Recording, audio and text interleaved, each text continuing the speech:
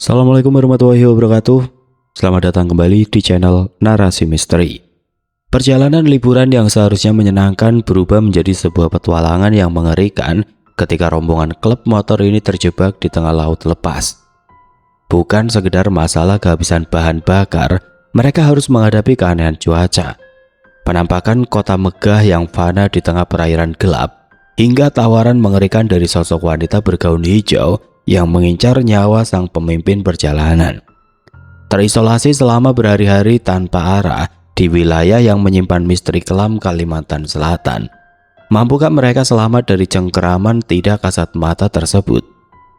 Sebelum kita masuk ke kisah lengkapnya, pastikan kalian sudah menekan tombol subscribe dan aktifkan lonceng notifikasinya agar tidak ketinggalan cerita misteri menegangkan berikutnya. Langsung saja kita masuk ke ceritanya.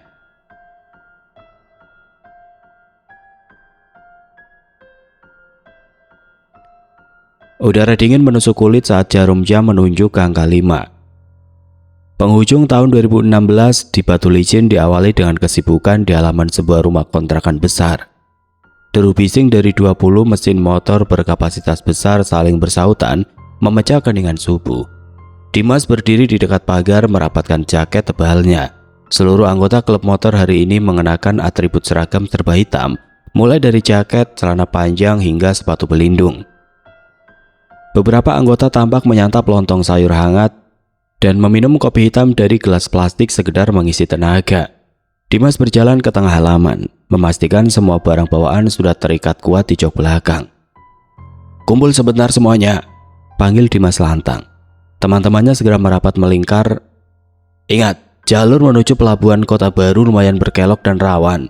Tetap jaga formasi barisan, jangan ada yang arogan memotong jalan. Tujuan kita mau senang-senang merayakan pergantian tahun baru di Pulau Samber Gelap.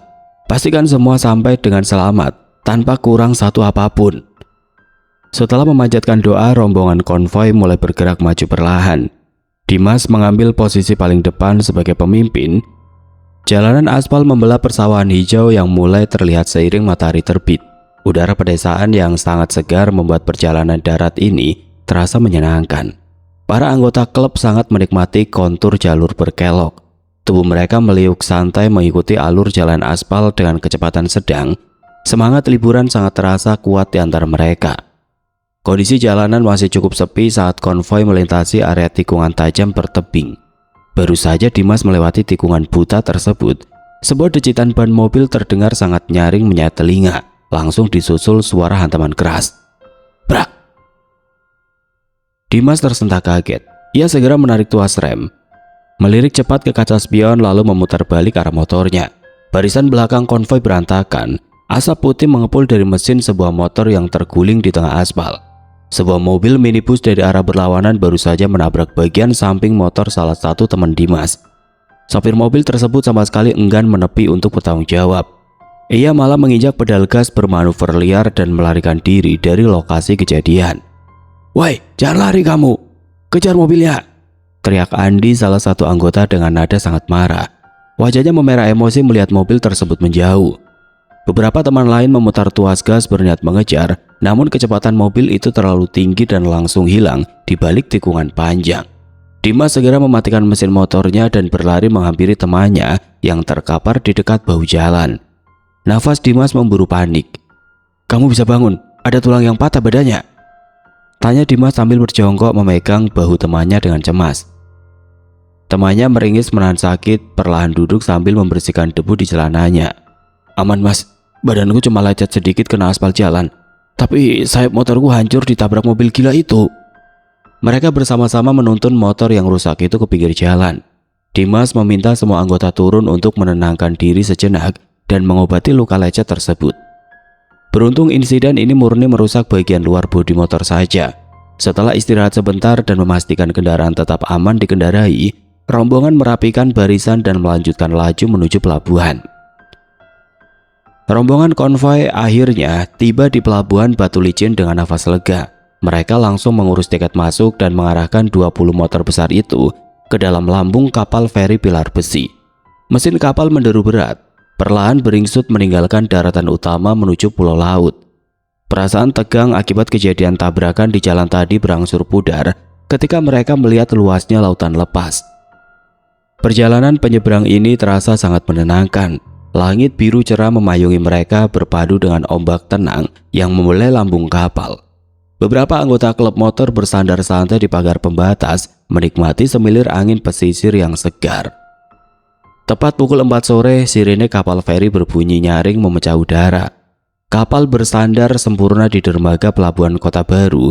Pintu rampa besi diturunkan perlahan sampai menyentuh beton pelabuhan. Dimas segera memberi kode tangan kepada teman-temannya untuk menghidupkan mesin motor kembali. Mereka sadar hari sudah makin sore. Tanpa membuang durasi untuk bersantai di pelabuhan, rombongan langsung memacu kendaraan beriring keluar dari area padat tersebut. Target utama mereka sekarang adalah pesisir pantai Sarangtiung. Jalur jalan raya pinggir laut mereka lewati dengan laju cepat namun tetap awas. Suara deru knalpot kembali mendominasi jalanan aspal di wilayah Kota Baru. Sesampainya di kawasan pantai Sarangtiung, keadaan pesisir tampak mulai sepi dari rombongan pelancong. Matahari sudah condong ke barat, memancarkan cahaya jingga terang di atas hamparan air laut. Dimas segera mematikan mesin motornya, turun dengan cepat, lalu membagi tugas sebagian anggota merapikan barang bawaan dan menata posisi parkir motor. Sementara Dimas bersama satu temannya berlari kecil menyisir pasir putih, mencari pos penyewaan perahu penyeberangan. Nafas Dimas sedikit tersengal karena dikejar oleh waktu senja. Di sebuah pondok kayu pinggir pantai, Dimas melihat seorang pria parubaya berseragam sedang merapikan jaring nelayan dan gulungan tambang. Dimas langsung menghampiri bapak itu dengan raut wajah mendesak. "Permisi Pak, saya mau sewa 5 speedboat untuk ke Pulau Samber Gelap. Apakah masih ada?" tanya Dimas dengan suara lantang bernada cemas. Bapak petugas itu menoleh santai, menatap wajah Dimas lalu mengangguk mantap. "Ada Mas, kebetulan kelima kapalnya sudah siap," jawab petugas tersebut sambil mengangkat tangan kanannya menunjuk deretan perahu ramping yang bersandar rapi di dermaga bambu. Mendengar kepastian tersebut, Dimas tersenyum lega. Ia melambaikan kedua tangannya memanggil seluruh rombongan untuk merapat ke bibir dermaga. Proses pemindahan barang logistik ke kapal berlangsung super kilat. Mereka bergotong royong mengangkat ransel berukuran besar, bekal makanan dan peralatan tenda ke bagian tengah perahu. Dimas terjun mengatur pembagian jumlah pemuda supaya beban tiap kapal seimbang saat menerjang ombak. 20 orang anggota rombongan dibagi rata. Satu kapal diisi oleh 5 orang pemuda duduk merapat dengan barang bawaan pribadi masing-masing, ditambah sang juru mudi di belakang kemudi. Semua peserta penyeberangan mengikat jaket pelampung keselamatan dengan erat di badan. Jarum jam di pergelangan tangan Dimas menunjuk pas di angka 16.45 sore. Matahari kian turun menyentuh batas horizon. Tali engkol mesin tempel kelima perahu ditarik serentak, menimbulkan suara bising yang membangkitkan semangat. Dimas menepuk pundak sang juru mudi kapalnya, memberi isyarat jalan. Kelima kapal mesin itu segera melesat beriringan, membelah ombak lautan membelakangi daratan menuju Pulau Samber Gelap. 30 menit pertama perjalanan laut ini berjalan sangat lancar tanpa hambatan. Permukaan laut cukup bersahabat, hanya ada riak ombak kecil yang sesekali memercik, membasahi sisi perahu. Matahari semakin turun ke arah barat, mengubah warna langit sore yang tadinya biru terang menjadi hamparan kuning keemasan. Dimas duduk bersandar santai di posisi paling belakang bersama 4 temannya, menikmati hembusan angin pesisir sore yang terasa sangat sejuk menerpa wajah mereka. Namun ketenangan perjalanan liburan itu hancur dalam hitungan detik. Tanpa ada awan mendung turun mendahului, 4 speedboat yang melaju sekitar 50 meter di depan perahu Dimas mendadak bergetar sangat hebat. Dari arah depan, sapuan angin kencang datang entah dari mana, langsung menghantam keras sisi lambung keempat perahu tersebut. Air laut yang semula tenang tiba-tiba naik bergejolak, membentuk gulungan ombak tinggi berbusa putih yang menabrak keras bagian depan perahu. Benturan ombak itu terdengar nyaring di telinga. Keempat kapal pelintas ombak itu oleng ke kanan dan ke kiri dengan sangat ekstrim, nyaris terbalik di gulung air. Kepanikan seketika pecah melanda mereka di tengah lautan. "Tolong, pegangan yang kuat semuanya. Kapalnya mau terbalik ini," jerit salah satu teman Dimas dari perahu barisan kedua. Suaranya terdengar sangat panik dan bergetar hebat, menahan rasa takut. "Awas, ombak besar dari samping perahu. Tahan badannya ke tengah," teriak penumpang di perahu lain berusaha keras menyeimbangkan bobot tubuh mereka agar perahu tetap mengapung stabil. Air laut dalam jumlah banyak masuk membasahi barang bawaan dan pakaian mereka sampai basah. Di tengah situasi sangat kacau dan menegangkan itu, suara bising mesin dari 4 perahu tersebut mendadak mati total akibat hantaman ombak yang terlalu keras. Hening seketika, kini hanya tersisa suara deburan ombak dan hembusan angin kencang yang terus mengombang-ambingkan 4 perahu naas tersebut tanpa henti. Melihat rentetan kejadian mengerikan di depan matanya, Dimas langsung berdiri dari tempat duduknya dengan raut wajah pucat pasi. Hal yang membuatnya sangat merinding kebingungan adalah kenyataan bahwa di posisi kapalnya sekarang, cuaca sangat tenang. Permukaan air sekitar perahu Dimas benar-benar rata, aman dari gangguan ombak tinggi yang sedang menyiksa teman-temannya di depan sana. Perbedaan cuaca secara drastis dalam jarak sedekat itu sangat mustahil secara logika. "Pak, itu di depan kenapa bisa badai begitu? Di sini kok tenang banget airnya?" tanya Dimas kepada jurumudi kapalnya dengan nada sangat bingung. Sang jurumudi hanya menggeleng pelan, wajahnya ikut tegang melihat anomali alam mengerikan tersebut. Para awak dari keempat perahu di depan menolak menyerah pada keadaan. Mereka berdiri susah payah menahan goyangan lambung perahu, menarik kuat tali engkol mesin tempel berkali-kali. Tarikan pertama gagal, tarikan kedua mesin hanya terbatuk pelan membuang air. Para penumpang terus berdoa memohon keselamatan dari ancaman laut. Akhirnya pada tarikan ketiga, mesin keempat perahu itu kembali menyala serentak. Asap hitam langsung menyembur dari knalpot memecah ketegangan. Begitu mesin berhasil hidup, para jurumudi segera menstabilkan arah kemudi perahu dan menerobos sisa ombak tinggi dengan manuver hati-hati agar kejadian mengerikan serupa tidak terulang. Dimas segera memberi instruksi keras dari posisi belakang. Ia meminta secara tegas agar seluruh perahu mulai berjalan sangat rapat, beriringan, menembus lautan lepas demi menjaga keselamatan bersama. Formasi rapat ini membuat laju mereka sedikit lebih lambat, namun jauh lebih aman dari hantaman angin laut. Matahari yang tadi berwarna kuning keemasan perlahan tenggelam, digantikan oleh malam yang turun begitu cepat, menyelimuti perairan. Hawa sejuk sore berganti menjadi suhu dingin yang langsung menusuk kulit. Dimas mendekatkan pergelangan tangannya ke wajah, melihat angka di jam tangannya yang sudah menunjukkan pukul 20.10 malam. Waktu berlayar mereka sudah jauh melewati perkiraan awal. Seharusnya perjalanan ini hanya memakan waktu 2,5 jam, namun sampai detik ini, daratan pulau sumber gelap sama sekali belum terlihat di depan mata. Hanya ada hamparan air laut yang luas membatasi pandangan mereka. Kecemasan mulai merayap naik. Suara mesin tempel di perahu yang ditumpangi Dimas terdengar mulai tersendat. Salah satu awak perahu di depan berteriak memberi kabar buruk kepada rombongan. Mas, bensin kita tinggal sedikit lagi. Tangki sudah menipis drastis. Kalau kita paksakan terus jalan tanpa arah yang jelas, mesin bisa mati di tengah ombak," teriak awak kapal tersebut sambil menggoyangkan jerigen cadangan yang sudah kering. Mendengar laporan itu, Dimas bangkit berdiri sambil berpegangan pada pinggiran perahu. Ia memincingkan mata berusaha keras mencari petunjuk arah di tengah laut lepas. Saat menoleh ke sebelah kanan perahu, pandangannya terpaku pada sebuah pemandangan yang sangat ganjil di kejauhan. Dimas melihat lengkungan cahaya yang sangat terang benderang, warnanya kuning menyala, membentang panjang membelah horizon. Bentuknya persis seperti gemerlap deretan lampu dari gedung dan jalan raya di sebuah daratan kota besar. Perasaan lega sempat menghampiri dada Dimas. Ia sangat yakin daratan bercahaya megah itu adalah pulau tujuan mereka, atau minimal sebuah pulau berpenghuni tempat mereka bisa meminta bantuan bahan bakar. Dimas langsung menepuk pundak jurumudi kapalnya. "Pak, itu cahaya dari pulau ya?" tanya Dimas dengan suara lantang. Tangannya menunjuk lurus ke arah deretan cahaya terang yang membentang di kejauhan sana. Awak kapal itu mengurutkan dahi. Ia mengikuti arah telunjuk Dimas dan memperhatikan sumber cahaya tersebut.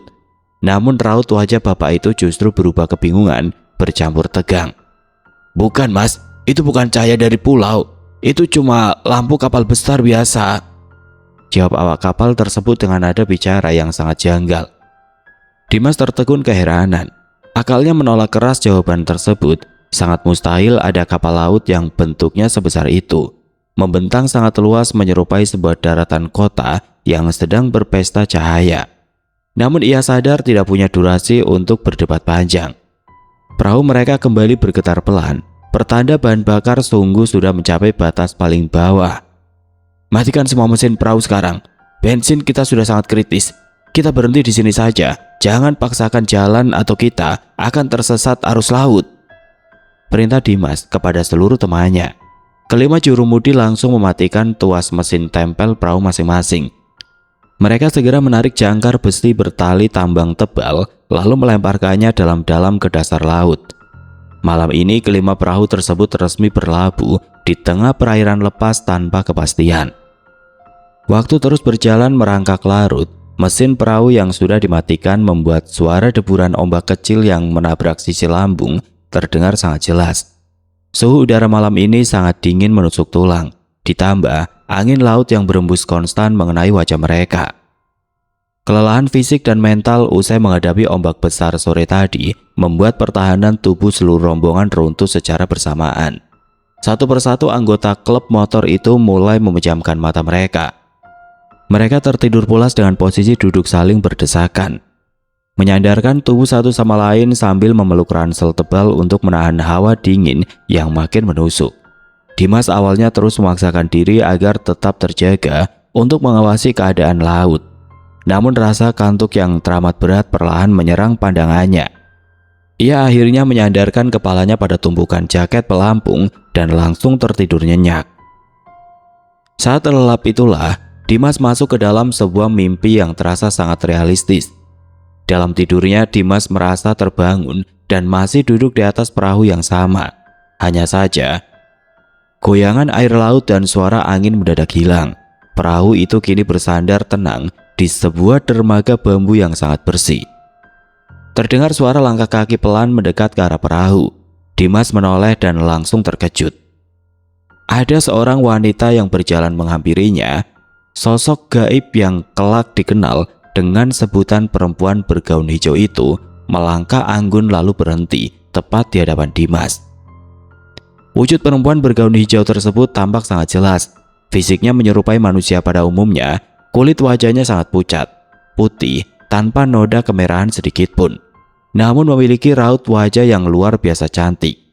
Ia memakai sebuah gaun kain memanjang berwarna hijau terang yang menjuntai rapi sampai menutupi area tumit kakinya. Rambut hitamnya lurus terurai sangat panjang menutupi area punggung. Hal yang paling mencolok dari sosok ini adalah kedua belah tangannya, dari pergelangan tangan sampai ke sela-sela jari. Ia memakai banyak perhiasan emas mewah yang berukuran tebal dan bersinar menyilaukan mata. Perempuan bergaun hijau itu menatap lurus ke arah Dimas yang masih terduduk kaku di atas perahunya. Ia kemudian melemparkan senyum yang sangat manis. Bukannya merasa tenang. Senyuman itu justru membuat suhu udara di sekitar Dimas terasa membeku. Jantung Dimas berdebar sangat kencang merespon ancaman. Tubuhnya gemetar hebat dan merinding parah. Insting manusianya menyadari ada bahaya besar yang sedang mengincar nyawanya. Wanita bergaun hijau itu menundukkan badannya sedikit, mendekatkan wajah pucatnya ke arah Dimas yang sedang ketakutan. "Mas, kamu mau ikut nggak sama aku?" tawar perempuan bergaun hijau tersebut dengan nada suara yang sangat halus. Namun anehnya terdengar berdengung keras di dalam telinga Dimas. Keringat dingin membanjiri dahi pemuda itu. Nafasnya menjadi berat dan tersengal. Dengan sisa keberanian yang ada, ia merespon tawaran itu. "Tidak kak, aku tidak berani ikut," tolak Dimas sambil gemetar dalam tidurnya, memalingkan wajah karena takut menatap mata wanita tersebut. Matahari mulai menampakkan sinarnya dari ufuk timur, mengusir hawa dingin yang semalaman menusuk tulang rombongan di atas perahu. Dimas terbangun dengan nafas memburu. Tubuhnya masih berkeringat dingin mengingat mimpi buruk tentang penolakan tawarannya kepada perempuan bergaun hijau. Ia mengusap wajahnya kasar, berusaha menyingkirkan memori mengerikan itu. Teman-temannya perlahan ikut terbangun sambil merenggangkan badan yang pegel akibat tidur berdesakan. Melihat langit sudah terang, Dimas langsung mengajak seluruh anggota klub motor dan para jurumudi untuk merapat mengadakan perundingan singkat. Ia memeriksa jerigen bensin di setiap kapal, hasilnya sangat buruk. "Bensin kita benar-benar sisa di dasar tangki saja. Kita mustahil memaksakan diri mencari pulau samber gelap. Lebih baik kita putar balik sekarang menuju pantai Sarangtiung, ucap Dimas dengan nada tegas. Semua anggota rombongan mengangguk setuju. Mereka menyadari keselamatan nyawa jauh lebih penting daripada merayakan liburan tahun baru. Mesin kelima perahu kembali dihidupkan meski suaranya terdengar sangat lemah. Jurumudi memutar arah kemudi kembali ke jalur awal mereka datang. Awal perjalanan pulang ini terasa menjanjikan. Cuaca pagi sangat cerah, lalu ada sekawanan lumba-lumba berenang mendekat. Hewan-hewan laut itu melompat riang di sisi kanan dan kiri perahu, seakan-akan mengawal rombongan Dimas membelah lautan. Pemandangan ini sempat membuat mereka tersenyum lega. Rasa tenang itu hanya bertahan sekejap. Tepat 30 menit setelah mereka berlayar putar balik, deru mesin tempel dari kelima perahu mendadak tersendat. Mesin terbatuk parah lalu mati total. Suara bising mesin langsung berganti menjadi keheningan. Bahan bakar di dalam tangki sungguh sudah habis kering. Kepanikan luar biasa langsung melanda seisi perahu. Dimas buru-buru merogoh saku jaketnya dan mengeluarkan ponsel genggam. Ia mengangkat benda itu tinggi-tinggi ke udara mencari jaringan. Sinyalku hilang sama sekali. Coba cek ponsel kalian. Ada yang bisa menghubungi orang pelabuhan? Teriak Dimas panik. Teman-temannya sibuk menekan layar ponsel masing-masing. Wajah mereka memucat cemas. Sama mas, punya saya juga hilang sinyalnya. Kita benar-benar terputus, sahut salah satu temannya dengan suara bergetar menahan tangis. Tanpa dorongan mesin, perahu mereka mulai terombang-ambing tidak tentu arah mengikuti arus air yang perlahan membesar. Merasa situasi makin berbahaya, Dimas memerintahkan teman-temannya menggunakan tangan sebagai dayung darurat. Seluruh anggota rombongan membungkukkan badan ke sisi luar lambung perahu. Mereka mengayuh air laut menggunakan kedua telapak tangan secara bergantian dengan sisa tenaga yang ada. Setelah mendayung cukup lama dengan susah payah, mereka berhasil membawa perahu ke titik perairan yang arusnya dirasa cukup aman dan tenang. Jurumudi segera menjatuhkan jangkar besi ke dasar laut. Kondisi mereka sangat memprihatinkan. Di tengah lautan luas itu, rasa putus asa menyerap hebat. Dimas mengajak semua temannya berkumpul merapat. Mereka menundukkan kepala, menggelar doa bersama dan melantunkan ayat-ayat suci Al-Quran dengan suara parau bercampur isak tangis, memohon pertolongan Tuhan agar bisa pulang dengan selamat. Suara lantunan ayat suci dan doa yang mereka panjatkan perlahan memudar seiring datangnya malam kedua di tengah lautan luas tersebut. Sinar matahari berganti menjadi malam hari yang sangat dingin. Rombongan ini terpaksa harus kembali melewati malam panjang di atas perahu yang bergoyang pelan terbawa arus. Perut mereka terasa sangat perih menahan lapar karena bekal makanan dan minuman sudah habis sama sekali sejak sore. Rasa lelah yang menumpuk membuat pertahanan tubuh mereka melemah drastis. Satu persatu anggota rombongan akhirnya tertidur pulas dengan posisi saling merengkuh badan teman di sebelahnya untuk mengusir hawa dingin laut. Di tengah tidurnya yang lelap, Dimas kembali mengalami mimpi yang sangat nyata dan aneh. Kali ini ia bukan berada di atas perahu, tubuhnya berdiri tegak di dalam sebuah bangunan istana yang berukuran sangat megah dan luas. Seluruh dinding, atap, dan pilar bangunan besar itu dicat menggunakan warna putih yang sangat terang, serta mencolok mata. Di dalam ruangan megah tersebut, Dimas melihat banyak sekali orang sedang berkumpul menggelar sebuah pesta yang meriah. Mereka semua memakai pakaian mewah yang berkilau emas, persis seperti gaya berpakaian para bangsawan zaman dahulu. Wajah orang-orang itu tampak sangat gembira menikmati alunan musik merdu yang mengalun jelas di telinga Dimas. Dimas hanya berdiri mematung di sudut ruangan, merasa sangat asing dengan pemandangan di hadapannya. Cahaya pagi yang menyilaukan mata akhirnya membangunkan Dimas dari tidurnya. Ia membuka mata lebar-lebar, menyadari dirinya masih terombang-ambing di atas laut lepas. Bayu dan teman-temannya di perahu yang sama juga mulai terbangun sambil mengusap wajah yang kuyuh. Dimas langsung duduk tegak dan menceritakan apa yang baru saja ia lihat dalam tidurnya. Aku semalam mimpi aneh sekali, Bay. Aku berdiri di dalam istana yang sangat besar, warnanya putih semua. Terus di dalamnya banyak orang berpakaian mewah seperti bangsawan sedang pesta rame-rame. Mimpinya terasa sangat nyata dan jelas, ucap Dimas dengan kening berkerut tajam. Mendengar cerita tersebut, Bayu dan 3 teman lainnya langsung berhenti merenggangkan badan. Wajah mereka serentak berubah pucat pasi. Mereka saling bertatapan satu sama lain dengan raut kepanikan yang luar biasa nampak di wajah. "Mas Dimas, kamu serius mimpi begitu?" tanya Bayu dengan suara bergetar keras menahan tangis. Tangannya langsung mencengkeram kuat lengan Dimas. "Aku dan kita semua di perahu ini memimpikan hal yang persis sama semalam. Istana putih besar dan orang-orang berpakaian mewah yang sedang pesta. Sama persis, Mas." Jantung Dimas akan berhenti berdetak mendengar pengakuan Bayu. Bulu kuduknya berdiri tegak. Akal sehatnya menolak keras kenyataan ini, tetapi bukti di depan mata sungguh mustahil dibantah. Sangat aneh, 5 orang yang tidur berdampingan bisa memimpikan satu kejadian spesifik secara serentak tanpa ada campur tangan makhluk gaib. Kepanikan memuncak menyelimuti perahu itu. Nafas mereka memburu cepat. Mereka kini menyadari sebuah fakta menyeramkan. Secara logika, rentetan kejadian sejak ombak besar, lampu kota di laut, perempuan bergaun hijau, hingga mimpi massal istana putih adalah bukti mutlak. Rombongan ini sedang ditahan di dalam wilayah kota gaib yang sangat terkenal di Kalimantan Selatan, yaitu Saranjana.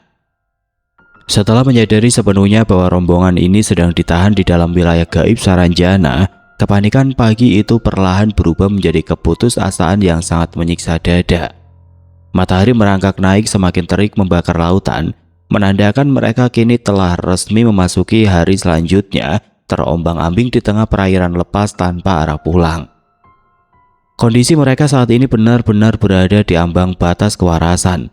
Stok makanan ringan dan seluruh cadangan air minum yang mereka bawa di dalam semua perahu kini sudah habis total tanpa ada sisa sedikit pun. Kondisi fisik seluruh anggota rombongan hancur lebur akibat kelaparan parah yang teramat sangat. Mulut mereka pecah-pecah menahan panas cuaca. Rasa haus yang terus menyiksa tenggorokan sukses membuat batas akal sehat mereka mulai goyah. Beberapa teman Dimas di kapal lain sudah kehilangan daya tahan menahan perihnya dehidrasi. Dengan sepasang tangan yang bergetar hebat, mereka merangkak mencondongkan badan ke pinggir perahu. Mereka nekat meraup air laut yang sangat asin di bawah sana, lalu meminumnya secara rakus. Efek buruknya langsung terasa merusak badan. Air laut itu justru membuat tubuh mereka makin lemas, tidak bertenaga, dan perut terasa mual hebat. Mental rombongan ini hancur berantakan. Mereka kini hanya bisa terbaring pasrah menatap birunya langit, menyerah, dan menunggu datangnya ajal tanpa daya. Siksaan panas terik matahari yang memanggang kulit itu akhirnya mereda seiring datangnya senja. Malam ketiga akhirnya tiba menyelimuti perairan. Suasana di atas 5 perahu itu perlahan berubah menjadi hening yang luar biasa mencekam. Tidak ada satupun anggota rombongan yang masih memiliki sisa tenaga sekedar untuk membuka mulut dan berbicara. Semua orang memejamkan mata, meringkuk menahan lapar. Penderitaan fisik dan dinginnya angin laut malam yang kembali menusuk tulang persendian. Namun keheningan malam yang sunyi itu seketika pecah berantakan. Bayu yang sedari sore tadi tertidur lemas di samping Dimas mendadak tersentak bangun. Ia langsung melompat duduk tegak, berteriak sekencang-kencangnya membelah kesunyian laut, lalu menangis sangat histeris. Tubuh kurusnya meronta-ronta ketakutan, mundur merapat ke ujung perahu. Tolong aku!" jerit Bayu keras dengan suara serak yang dipaksakan. Air matanya mengalir deras membasahi pipinya. Dimas terkejut setengah mati dan refleks, memegang kedua pundak temannya agar tidak melompat ke air. Saat mencoba menenangkan Bayu, Dimas mendongak menatap ke atas. Jantungnya nyaris berhenti berdetak melihat penyebab ketakutan hebat itu. Sesosok makhluk bernama jin raksasa menampakkan wujudnya secara langsung di hadapan perahu mereka. Wujud jin raksasa itu sangat nyata dan membuat nafas tercekat. Ukuran fisiknya amat sangat besar, menjulang tinggi, menutupi langit malam. Lebar tubuhnya sanggup menutupi seluruh atap kanopi kelima speedboat yang mereka tumpangi. Kulit makhluk raksasa tersebut berwarna hitam legam, merata dari bagian wajah hingga kaki. Jin raksasa ini berdiri tegak memakai sebuah jubah kain yang sangat panjang membalut keseluruhan badannya. Ujung jubah kain hitam milik jin raksasa itu masih melambai tertiup angin dingin hingga menjelang pagi. Rombongan masih terduduk lemas. terguncang hebat dan kehilangan suara akibat teror makhluk bertubuh besar yang menutup atap perahu semalam. Sinar matahari pagi akhirnya menyinari permukaan laut, mengusir kabut tipis dan membuat wujud sang raksasa perlahan memudar, menghilang dari pandangan. Dimas menatap kosong ke arah air laut yang jernih. Nafasnya masih tersengal menahan sisa rasa takut. Bayu dan teman-teman lainnya hanya bisa terduduk pasrah di dasar lambung perahu dengan wajah pucat pasi. Tidak ada yang sanggup berbicara sepatah kata pun. Di tengah keheningan pagi yang menekan mental tersebut, permukaan air dekat perahu mendadak bergejolak pelan. Seekor penyu besar dengan cangkang keras berwarna kecoklatan muncul ke permukaan. Hewan laut itu berenang tenang mendekati sisi perahu Dimas. Penyu tersebut membuka dan menutup mulutnya berulang kali ke arah rombongan, seolah-olah sedang mencoba menyampaikan sesuatu pesan penting. Setelah beberapa detik menatap para penumpang, penyu besar itu langsung menyelam cepat ke dalam air dan hilang ditelan kedalaman laut. Belum sempat akal sehat mereka mencerna kejadian aneh tersebut, permukaan air kembali beriak. Seekor ular laut berukuran kecil dengan tubuh belang melata berenang sangat cepat, melintas lurus di sebelah kiri kapal tempat Dimas bersandar. Ular kecil itu bergerak lincah membelah ombak kecil sebelum akhirnya lenyap di kejauhan. Tidak lama setelah kemunculan dua hewan laut itu, pandangan Dimas menangkap sebuah titik hitam di garis batas cakrawala. Titik itu perlahan membesar seiring waktu. Dari arah ufuk timur, sebuah kapal kayu tradisional milik pencari ikan muncul dengan kepulan asap tipis dari bagian mesinnya. Jantung Dimas langsung berdegup kencang memompa harapan baru. Tenaga yang tadinya terkuras habis mendadak pulih oleh dorongan semangat untuk bertahan hidup. Ia bangkit berdiri dengan susah payah, mencopot jaket tebal yang melekat di tubuhnya, lalu melambaikan benda itu ke udara setinggi-tingginya. "Itu, ada kapal nelayan. Kita ditolong. Cepat, bangun semua!" seru Dimas dengan suara parau yang nyaris habis. Mendengar teriakan itu, Bayu dan seluruh teman-teman yang tadinya pasrah langsung merangkak bangkit.